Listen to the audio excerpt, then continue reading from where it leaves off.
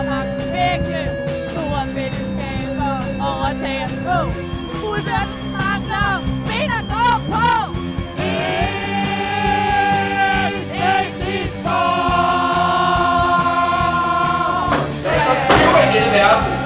Dette er det rigtige svar. Kan og skal vi indrette samfundet så afgjort? Det hører vort menneske til, at vi må have et Ansvar for den anden kan aldrig, og jeg mener det, aldrig stå i overtage. Vi er hinandens verden og hinandens skæbne. Ansvaret for den anden kan aldrig bestå i at overtage hans eget ansvar. Politisk kan og skal vi indrette samfundet, som om vi havde sympati for hinanden, vel vidende, at vi ikke har det.